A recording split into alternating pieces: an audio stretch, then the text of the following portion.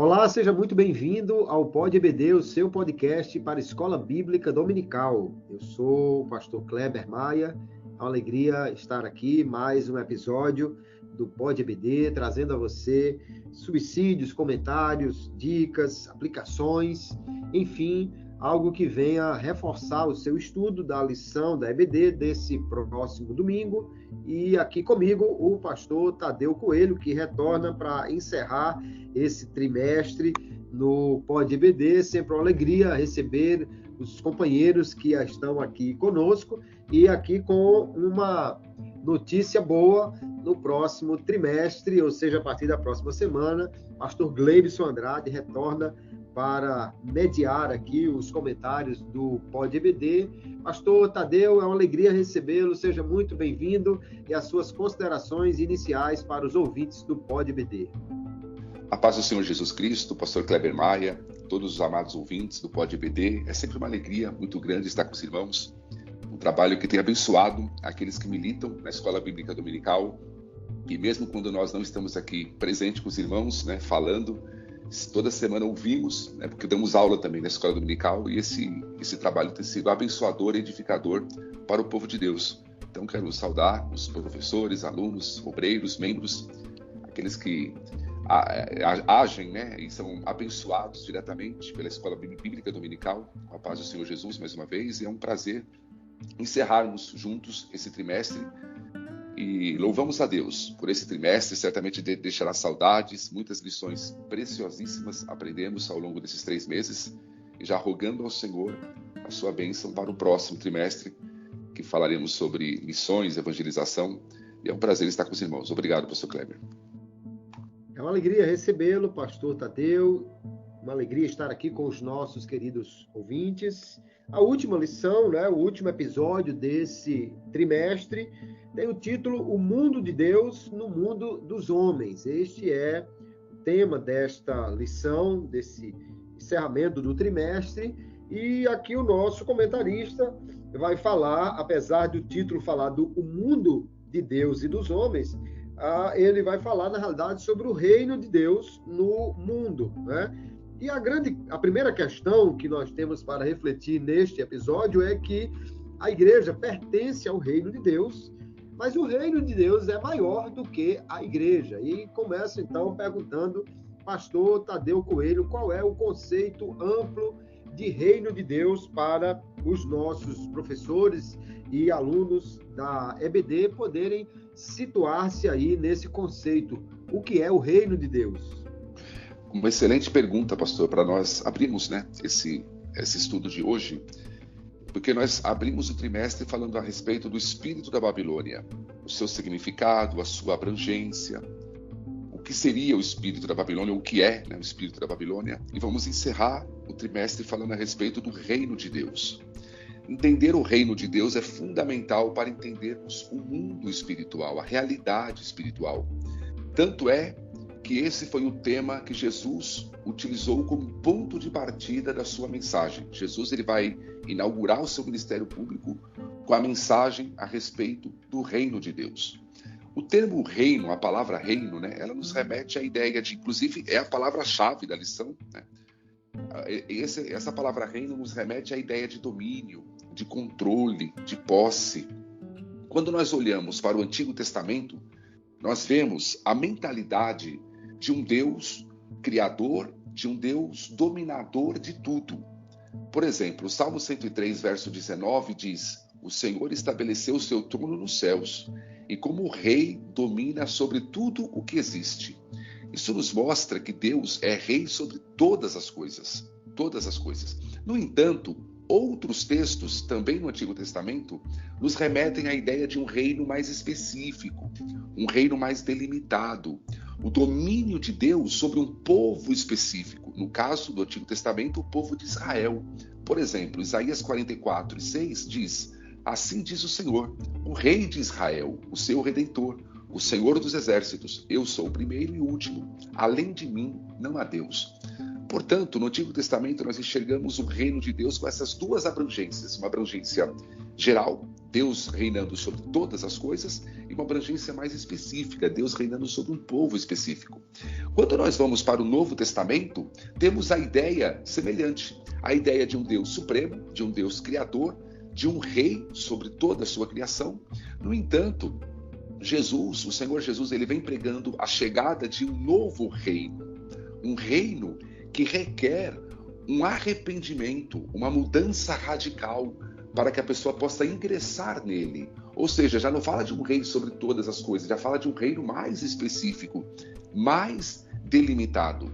E esse reino chegado e pregado por Jesus diz respeito a um reino espiritual, invisível, né? Um reino que é chamado aqui então o reino de Deus. E ele se divide em duas etapas. Ele se divide conforme a vinda de Jesus, né? Jesus veio uma vez e queremos que Jesus virá novamente. E é um reino que ele também está dividido em duas etapas. Um reino que vem para restabelecer as coisas no seu devido lugar. E a primeira apresentação, a primeira etapa desse reino, ele se deu por meio da fraqueza e não da força.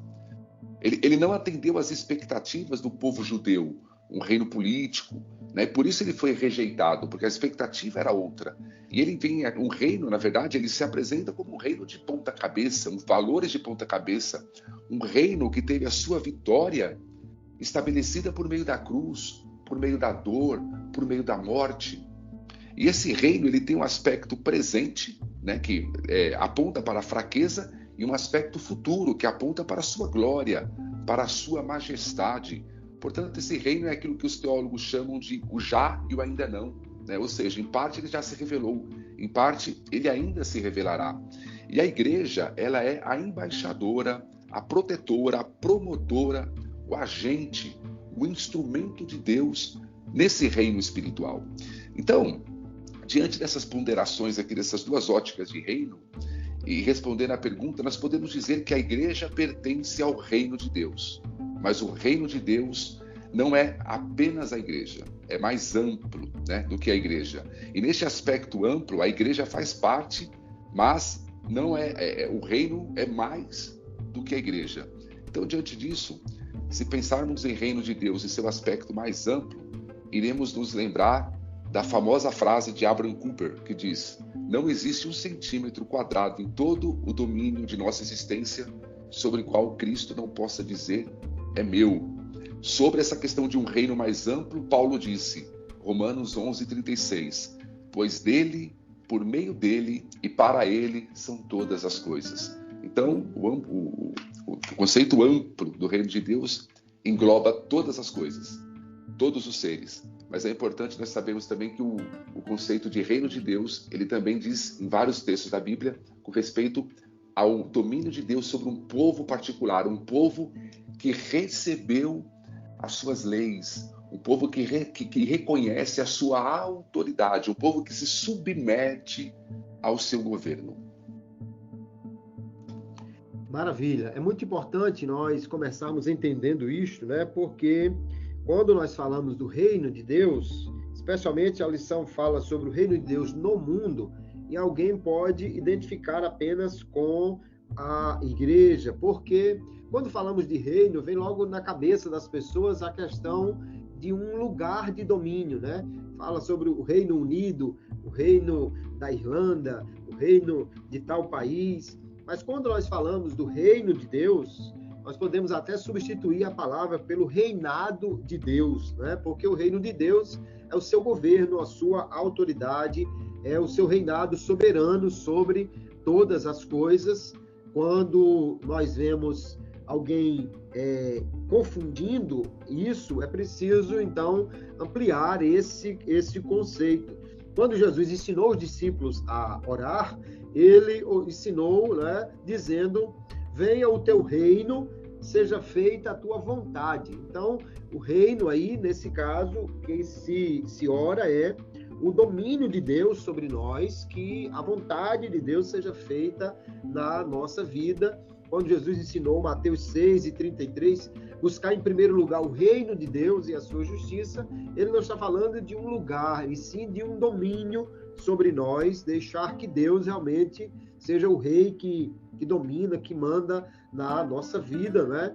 Porém, esse reinado de Deus, ele, ao longo da história, ele se expressa em diferentes estágios, né? Na história da redenção, nós vamos ver realmente Jesus vindo à terra e dizendo: é chegado o reino, mas ao mesmo tempo, nas parábolas do reino, né? Em Mateus 13, ele deixa claro que haverá um tempo que esse reino ele se mostrará muito mais efetivo sobre a terra.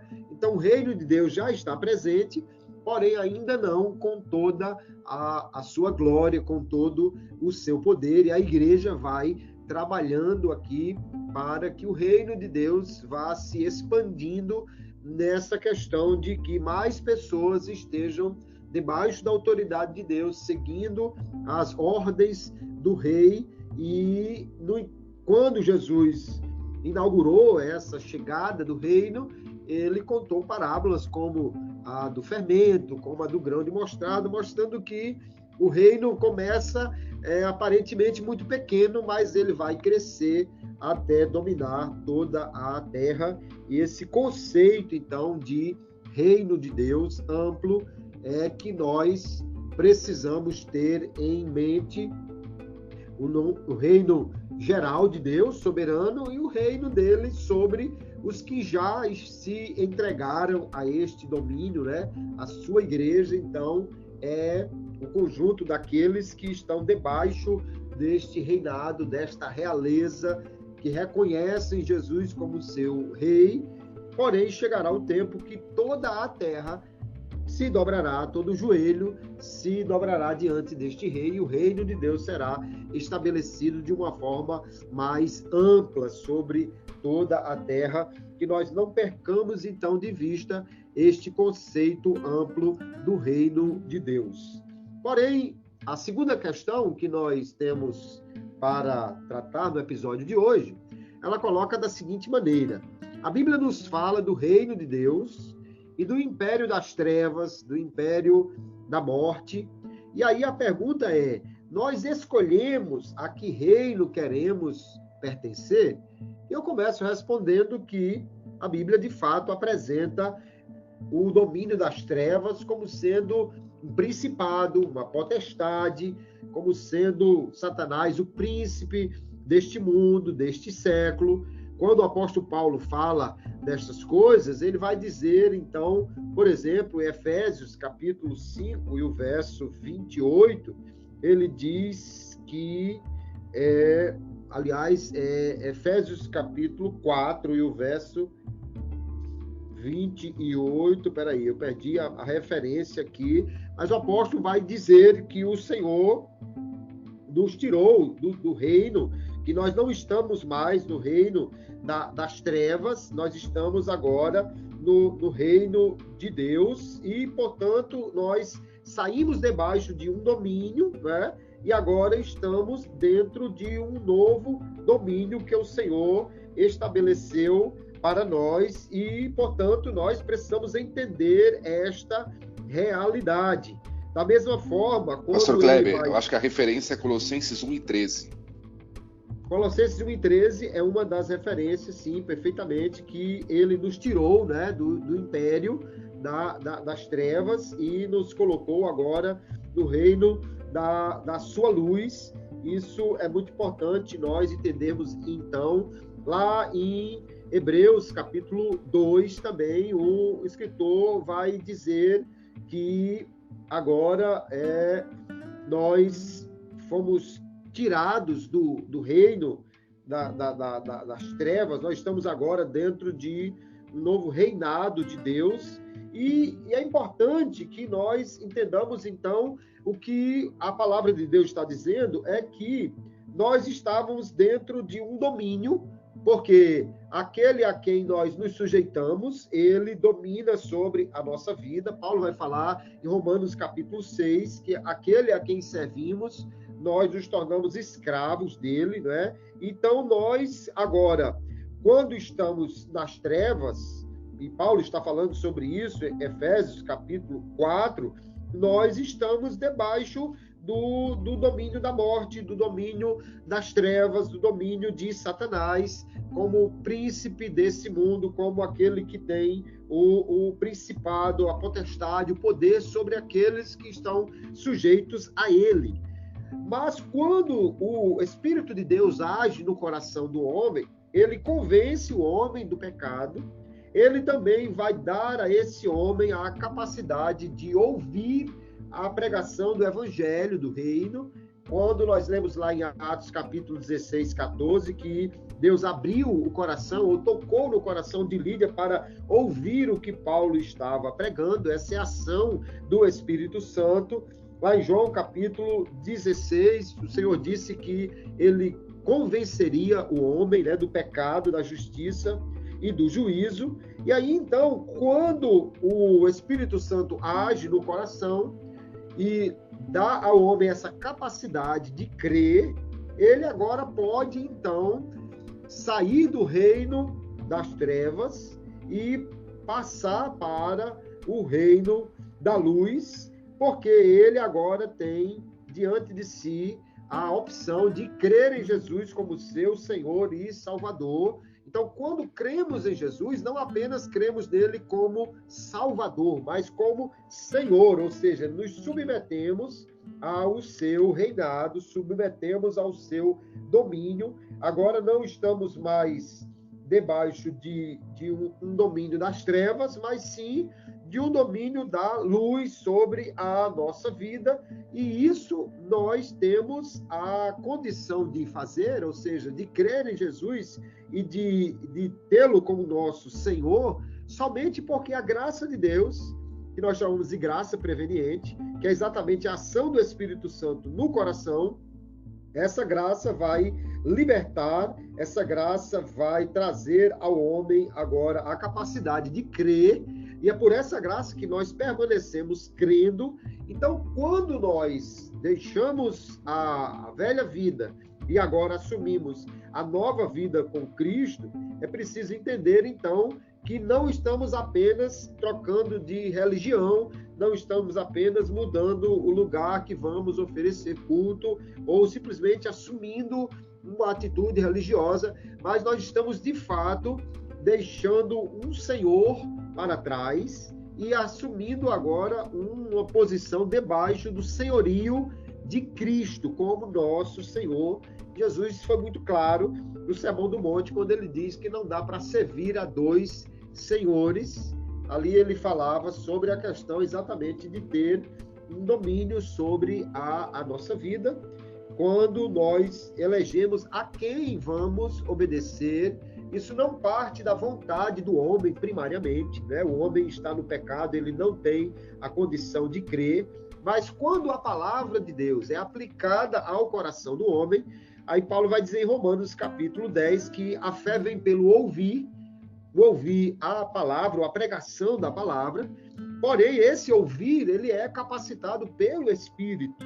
E aí, então, tendo ouvido a palavra da verdade, pregada e aplicada pelo Espírito que convence o homem, nós podemos sim escolher a que reino vamos pertencer, se vamos deixar que Cristo seja realmente o nosso Senhor, ou se vamos estabelecer outros senhorios sobre a nossa vida. O que não dá, e hoje, infelizmente, há pessoas que parece que estão querendo que Cristo seja o abençoador, o salvador, mas não querem que Cristo seja o Senhor. Então, eles não entenderam esse significado de reino, né? Eles estão agora querendo viver debaixo do senhorio de Cristo, mas continuam no mesmo tipo de conduta que o reino das trevas estabeleceu para eles, e isso não é possível. Ou temos um Senhor que é Cristo, e esse Senhor não é outro senão um rei. Como rei, ele estabelece o que nós devemos fazer e, portanto, nós precisamos de obedecer a ele. E quando o obedecemos, então, nós estabelecemos que ele é rei sobre a nossa vida e, assim, não temos mais como seguir o que antes dominava sobre a nossa vida, mas somos agora súditos do reino de Deus. Inclusive, ele nos manda como devemos andar, nos manda como devemos perdoar, nos diz como nós devemos falar, ser testemunhas dele. E se não entendemos que estamos debaixo desse reino, nós não conseguiremos, de fato, ser os súditos obedientes que precisamos ter, porque não dá para viver em um reino e não seguir as ordens do rei. Isso é coisa que nós precisamos deixar bem claro na nossa vida. Até escolhemos crer, decidimos crer, porque o homem precisa realmente crer, mas não escolhemos as regras do reino, uma vez que cremos em Jesus como nosso Salvador, cremos nele como Senhor, e as regras é ele quem estabelece para a nossa vida. É preciso entender bem esse conceito. A escolha é a que reino pertencer, mas não a que regra eu vou aceitar deste reinado, porque isso não é possível. Há uma coisa também muito clara na lição, é que o reino é diferente do mundo, portanto, não se pode viver em um reino e seguindo o código do outro. Isso tem que ficar bem claro, né, pastor Tadeu Coelho? Se a gente escolhe o reino de Deus, não pode fugir do reinado dele, das ordens dele para nós. Exatamente, pastor Kleber. A gente tem muita dificuldade de entender, porque a questão de reino, né, domínio, poder, né, já remete, de repente, a uma glória imediata. Aí a pessoa fala, como que eu vou pertencer a um reino onde o meu rei manda que eu dê a outra face, manda que eu devo perdoar os meus inimigos, que eu devo abençoar quem me amaldiçoa, que eu devo orar por quem me persegue? Então, veja, o Sermão do Monte é a constituição desse reino, é a lei, né? O que vai reger esse reino está sintetizado ali no Sermão do Monte. E aí isso já confronta diretamente a nossa visão de reino, né? A nossa visão que um reino é algo forte, algo grande, como nós falamos há minutos atrás. Isso ainda vai se revelar, isso ainda a gente tem pela fé, pela esperança. Mas o reino hoje, ele ainda se apresenta em fraqueza. E ele hoje é um reino que o convite é feito a todos os homens. Nós não cremos numa eleição incondicional, pré-determinada, né? O convite é feito a todos, e que a pessoa ingressa nesse reino mediante a entrega do seu coração a Jesus. E a pessoa, embora ela veja esse reino ainda em fraqueza, ela recebe dentro do coração garantias, a glória desse peso desse reino, a alegria desse reino, o gozo que há nesse reino. Então, veja, é uma experiência que o crente vive, que o regenerado experimenta, que ele sabe que o reino ainda está manifestado exteriormente em fraqueza, né?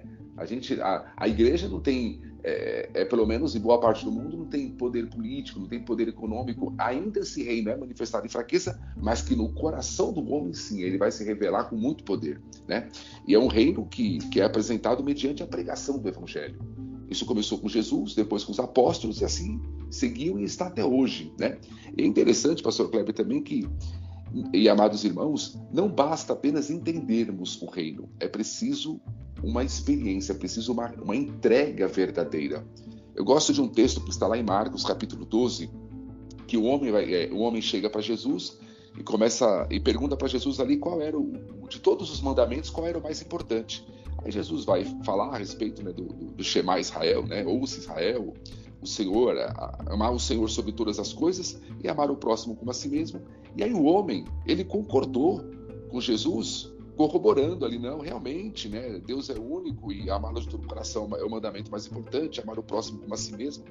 Aí Jesus olhou para aquele homem e falou algo que chama a minha atenção. Jesus falou assim, você não está longe do reino de Deus. É interessante isso, né? Você não está longe do reino de Deus. Mas eu fiquei pensando comigo, irmãos, que não estar longe do reino de Deus não é suficiente. Não é suficiente. Apenas compreender o reino não basta. É preciso entrar nesse reino mediante a regeneração. Tem muitas pessoas que frequentam as nossas igrejas e nós podemos dizer para ela, você não está longe do reino. Mas eu volto a dizer, não estar longe do reino não é suficiente. A gente precisa entrar nesse reino, precisa fazer parte desse reino. E como falamos, né, É um reino que vai se manifestar falando que felizes, bem-aventurados são os pobres de espírito, os que choram, os perseguidos, os mansos, né? Portanto, a gente só vai compreender o reino de Deus a partir do momento que nós entrarmos nele. Que nós estivermos do lado de dentro da porta, que as coisas vão fazer sentido. Enquanto estivermos do lado de fora da porta, né, seremos como o salmista no Salmo 73, que não compreende o agir de Deus, não compreende a lógica de Deus. Paulo vai falar que aprove ao Senhor salvar os crentes pela loucura da pregação. E a loucura da pregação que nos faz ingressar nesse reino. E depois de ingressados nele, poxa, todas as coisas fazem sentido. Na verdade, é aquele famoso pensamento de C.S. Lewis, que ele dizia que eu creio no cristianismo assim como eu creio no sol. Não só porque eu vejo o sol, mas porque através do sol eu vejo todas as demais coisas. Então é isso.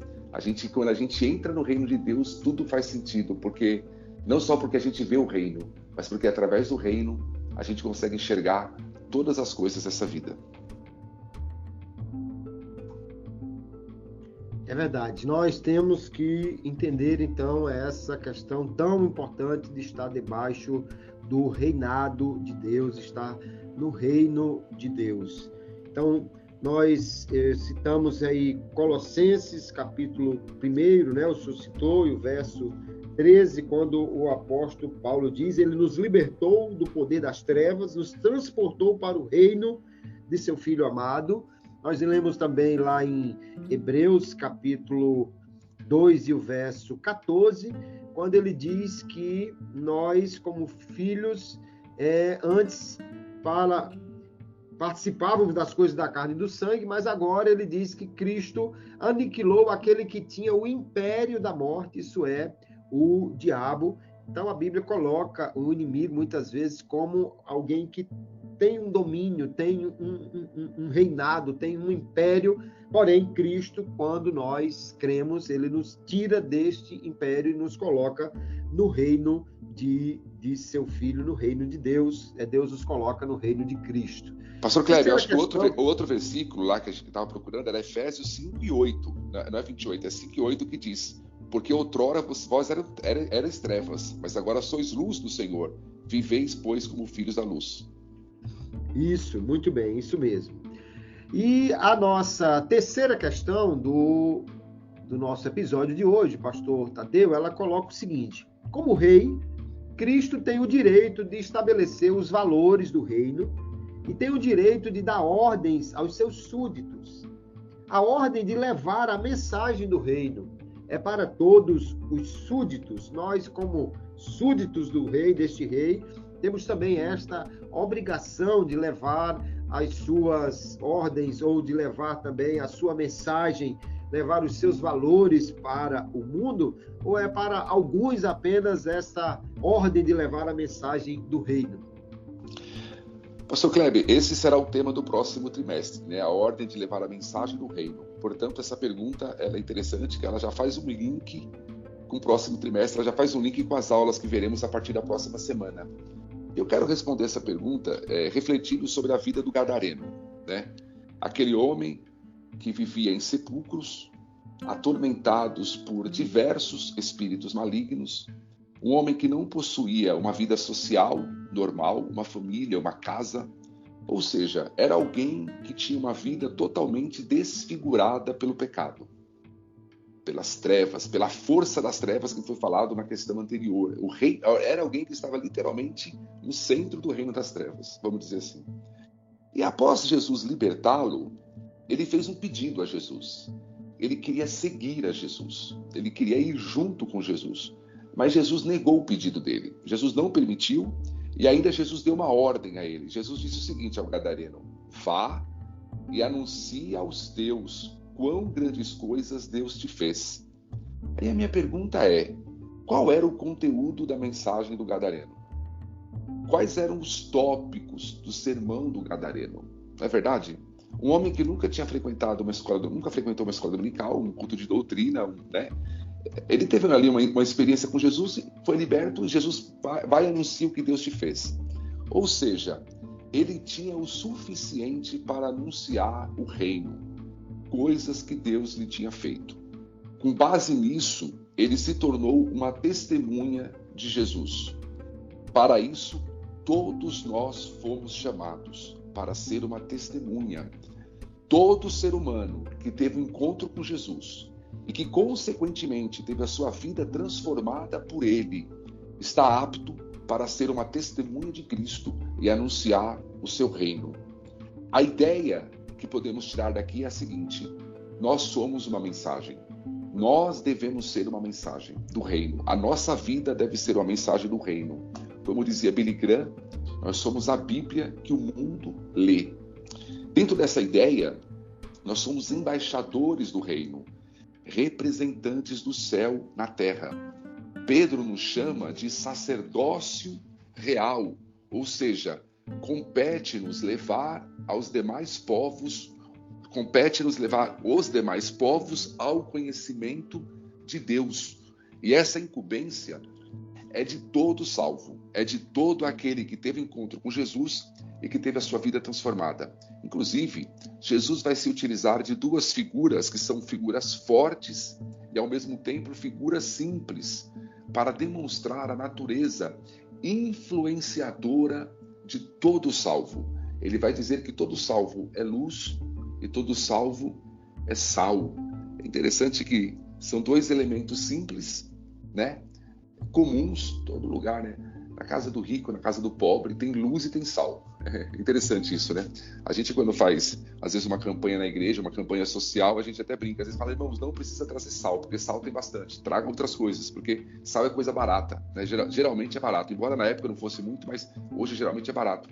E outra coisa, são dois elementos que não chamam atenção para si, mas apontam para algo, apontam para alguma coisa. Eu nunca vi ninguém sentar numa mesa e elogiar a qualidade do sal na comida. A quantidade tudo bem, mas a qualidade, né? Fala que marca este sal, onde você comprou esse sal. Mas se ele não tiver ali, fará uma diferença tremenda. Então são dois elementos simples, mas que têm um poder de influenciar, um poder através da doação, da virtude que há em si, de mudar o ambiente.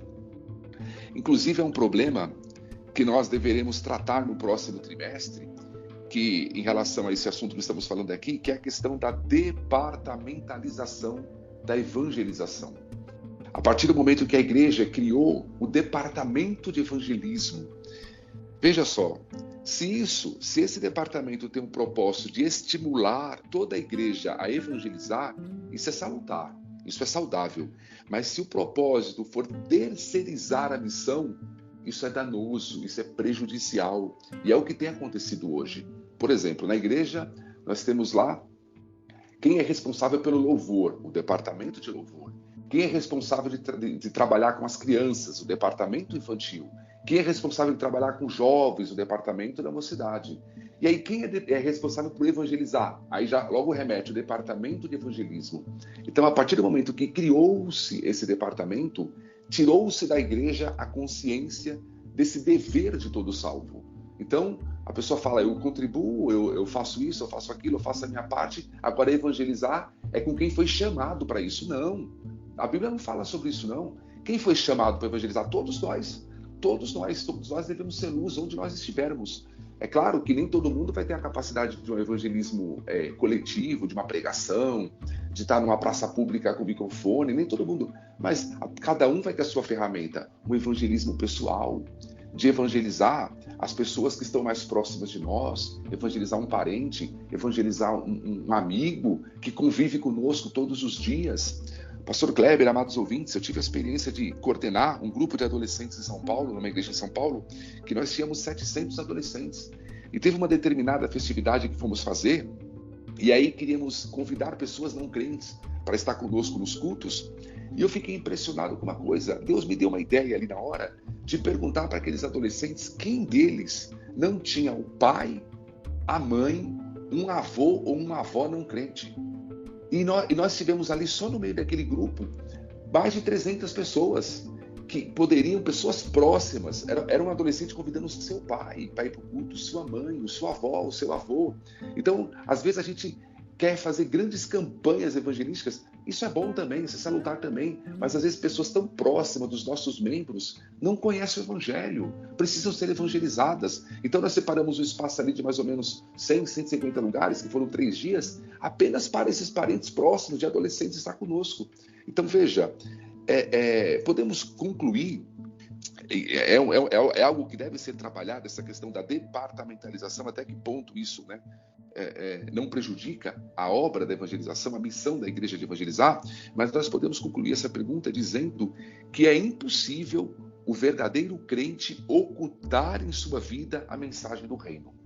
Nós somos a mensagem. Lembremos do gadareno, nós somos a mensagem. Vai e diga o que Deus te fez. Se a pessoa for um verdadeiro cristão, a mensagem do evangelho será notória, ou deve ser notória em seu viver.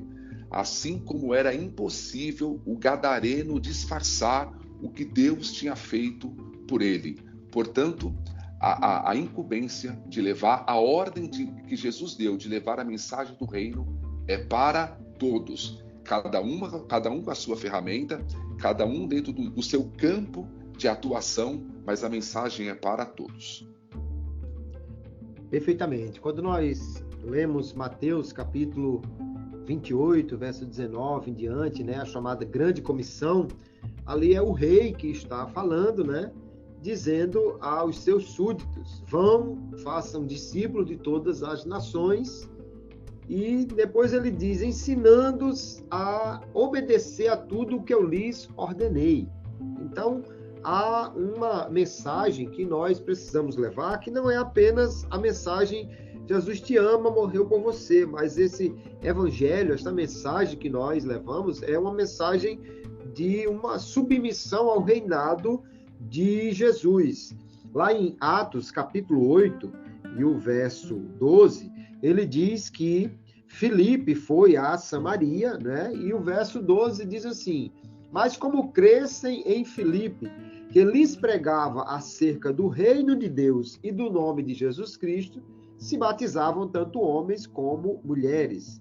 Então veja que Filipe foi cumprir essa missão de pregar e batizar, mas o que ele pregava era o reino de Deus. Atos capítulo 28, nós vamos ver o apóstolo Paulo pregando também ali, e diz o texto no verso capítulo 28 e o verso 28, que Paulo pregou o reino de Deus aos gentios. E no capítulo 30, o capítulo 28, verso 30, ele diz: por 2 anos inteiros, Paulo permaneceu na casa que havia alugado e recebia a todos que iam vê-lo, pregava o reino de Deus e ensinava a respeito do Senhor Jesus Cristo. Então, Paulo está pregando o reino de Deus, ou seja, o evangelho que nós pregamos é o evangelho de que Cristo veio a este mundo, morreu, deu a sua vida para salvar os pecadores,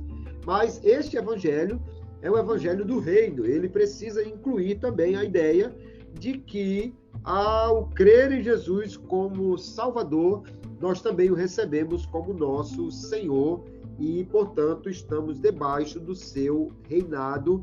Quando os discípulos perguntaram: Senhor, qual é o sinal da tua vinda, do fim dos tempos? E uma das coisas que Jesus disse foi: este evangelho do reino será pregado a todo mundo como um testemunho a todas as nações, e então virá o fim. Então é uma mensagem que nós precisamos deixar claro. Jesus mandou os seus súditos pregar o evangelho do reino, mandou os seus súditos levar a sua mensagem, uma mensagem que não apenas é a boa notícia que somos salvos, mas também é a boa notícia que nós vamos sair do reino das trevas, do império da morte, do império de Satanás, e agora ter um novo rei, o rei melhor, o rei extraordinário, mas é um rei que vai nos dar as ordens para nós obedecermos, é o reino de Deus, que Jesus veio e já começou a implantar sobre esta terra, e chegará o dia quando este reino será estabelecido de uma forma definitiva. Então, concordo plenamente com o senhor, pastor Tadeu, todo cristão deve pregar o evangelho do reino, deve falar de Jesus com palavras, com a vida, com tudo que ele tem, porque isso é a missão que o Rei nos deu para nós executarmos aqui nesta terra.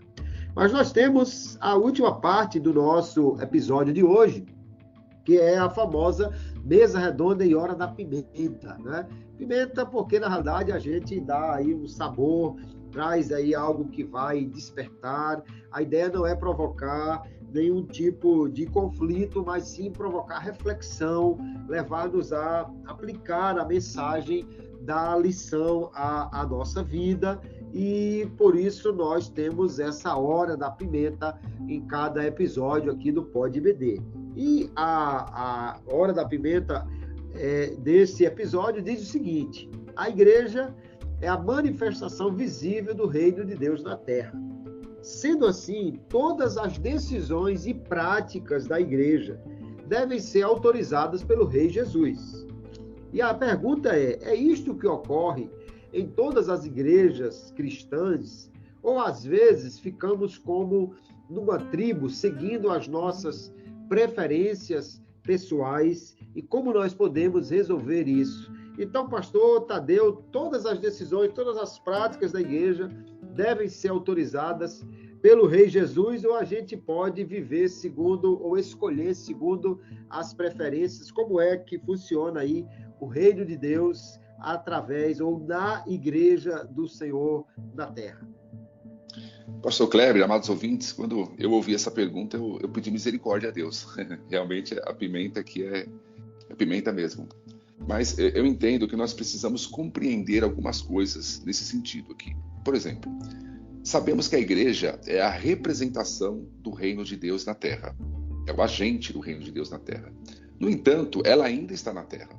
Por isso, muitas coisas que nela acontecem pertencem, vamos chamar aqui, pegar emprestado um termo de Agostinho, reino dos homens. Né? Pertence aos homens. E eu não me refiro aqui especificamente a coisas pecaminosas. Não, eu me refiro aqui a algumas coisas que o próprio Deus deixou a encargo dos homens decidirem. Por exemplo, o modelo de governo que a igreja vai adotar, o modelo de governo eclesiástico. Se a igreja vai ser uma igreja episcopal, se ela vai ter um sistema presbiteriano, se ela vai ter um sistema congregacional, se ela vai ter um sistema mais centralizador, ou um sistema mais, democrático. É uma decisão que compete à igreja na sua administração. Por quê? Seria hipocrisia, meus irmãos, nós dizermos aqui que tudo o que acontece na igreja é totalmente teocrático, ou seja, foi estabelecido pelo próprio Deus. Inclusive, muitos líderes se tornam tiranos sob essa alegação. Tem muitos líderes que se tornam tiranos dizendo que tudo o que acontece ali é Deus. É Deus que estabeleceu, é Deus quem decidiu. E ai daquele que se levantar contra uma decisão de Deus. Ai daquele que questionar. Ai daquele que criticar. Então, nós devemos entender e ponderar a respeito disso, de que tem coisas que realmente pertencem aos homens. Deus delegou algumas decisões aos homens, né? São coisas que há espaço para os homens decidirem. Por outro lado, devemos saber que o quanto uma igreja, o quanto ela possui de reino de Deus e o quanto ela possui de reino dos homens, né? É verdade, como nós dissemos, que existem coisas que são delegadas às decisões humanas. No entanto, isso tem um limite. Isso tem um limite. A igreja, ela deve ser bíblica. Ela deve ser pautada pela palavra de Deus. E as decisões devem ser tomadas com base nas Escrituras. E até mesmo as decisões que Deus outorgou à igreja, aos homens, nós devemos buscar a sua vontade por meio de fervente oração.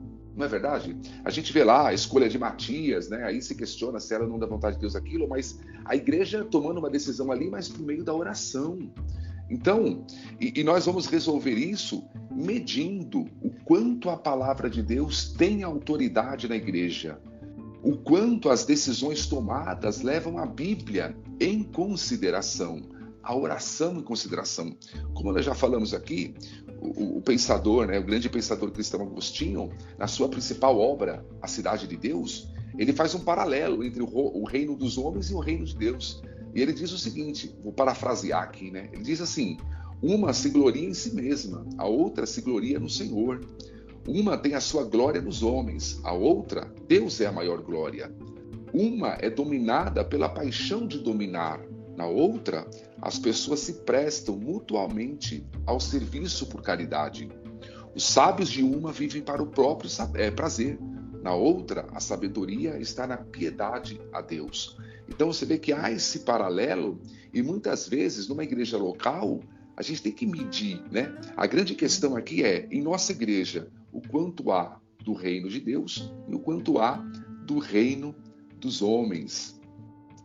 Não podemos dizer que uma igreja tem as suas decisões pautadas no reino de Deus quando a palavra de Deus não é valorizada, quando a oração é negligenciada, quando o culto de doutrina e a escola dominical tem um público ínfimo, não há incentivo, quando a sua liturgia prioriza os eternos louvores, e aqui eternos louvores no sentido de muito cânticos, né?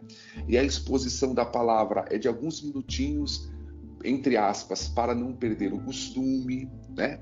Então, eu acho assim, a gente tem que ponderar dizendo, realmente há decisões que Deus estabeleceu aos homens, mas isso tem um limite. A igreja é pautada, sobretudo, pela palavra de Deus, e aquilo que a palavra de Deus abre brecha para que os homens decidam, essa decisão deve ser feita com muita oração, com muito discernimento, com muita sabedoria, com muita humildade, né? Se isso acontecer e essa igreja tiver a palavra como sua regra, realmente regra de fé e prática, a palavra prática tem que ser aí em negrito, né? Essa igreja se dará bem. Essa igreja não será governada por caprichos humanos, por orgulhos, por vaidades humanas, por interesses escusos, por interesses, né, duvidosos, mas ela será realmente mantida e guiada e governada pelo Espírito Santo.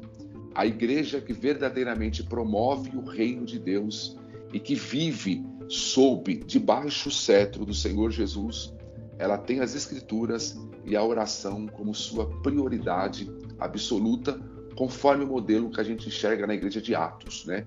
Nós, porém, nos dedicaremos ao ministério da palavra e da oração, não é verdade?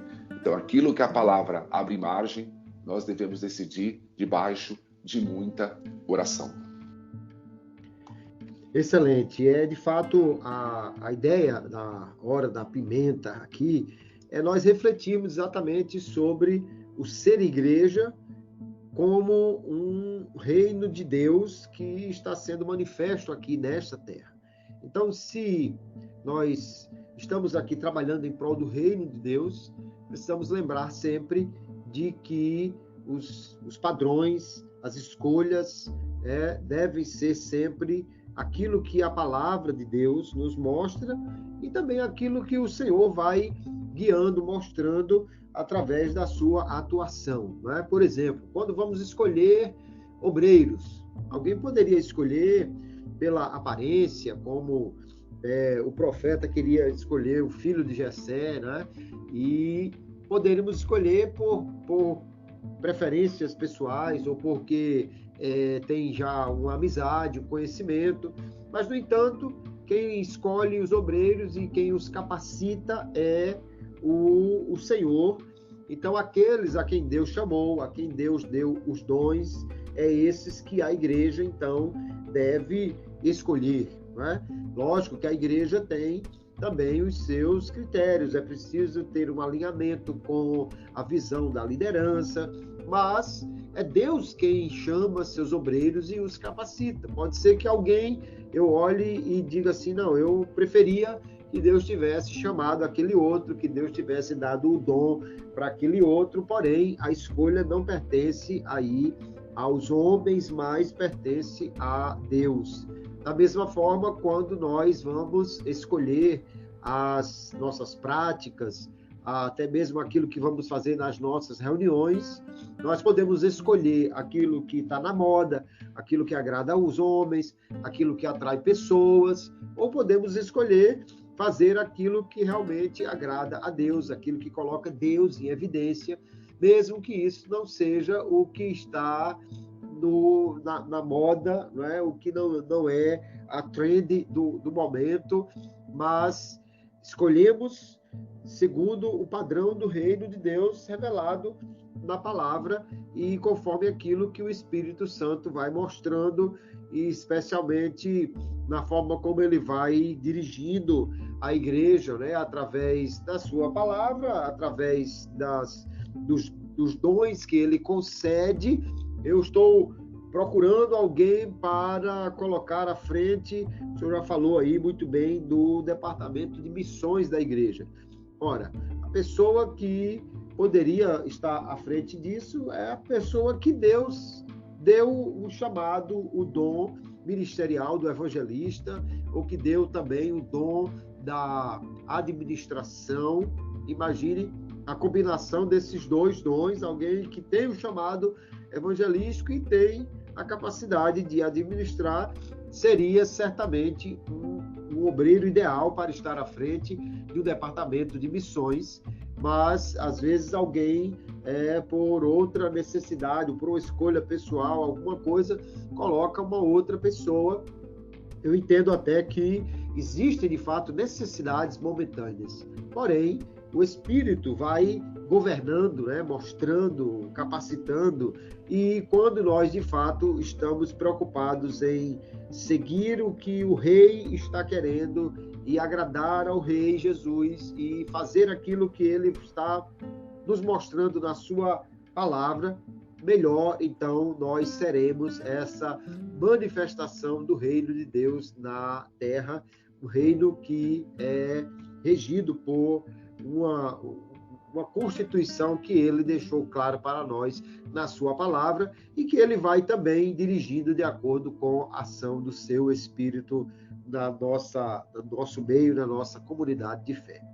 Bom, nós chegamos então ao final do episódio de hoje, o último episódio desse terceiro trimestre do ano de 2023. Na próxima semana, querendo o Senhor, e se não tiver acontecido ainda o arrebatamento, nós estaremos com o primeiro episódio do último trimestre de 2023. Pastor Tadeu Coelho, sempre uma alegria recebê-lo aqui, com as contribuições sempre muito bem-vindas, muito ponderadas. Queremos louvar a Deus por sua vida, agradecer por sua participação, em nome aqui do PodBD, do pastor Gleibson Andrade, que é o nosso capitão e que vai voltar no próximo trimestre agora com a graça de Deus.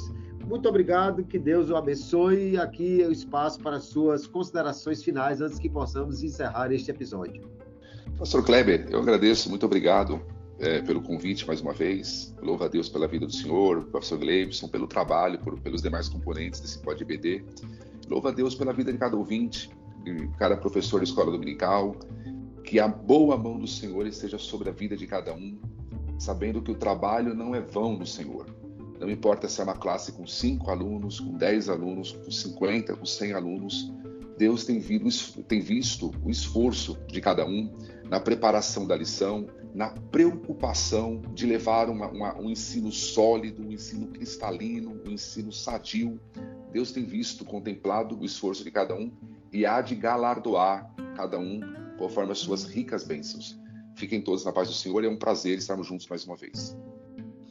Amém. Eu agradeço a Deus por sua vida.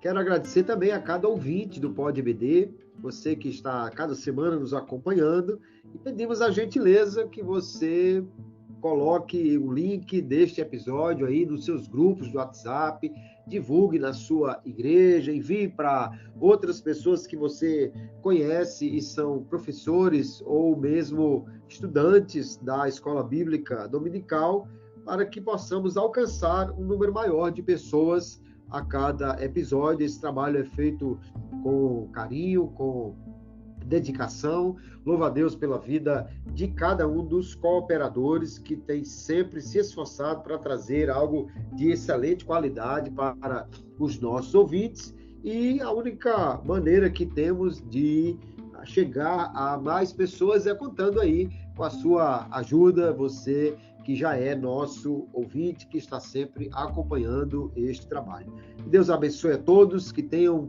uma ótima aula, que seja edificante realmente e que possamos estar bem despertados para esta realidade.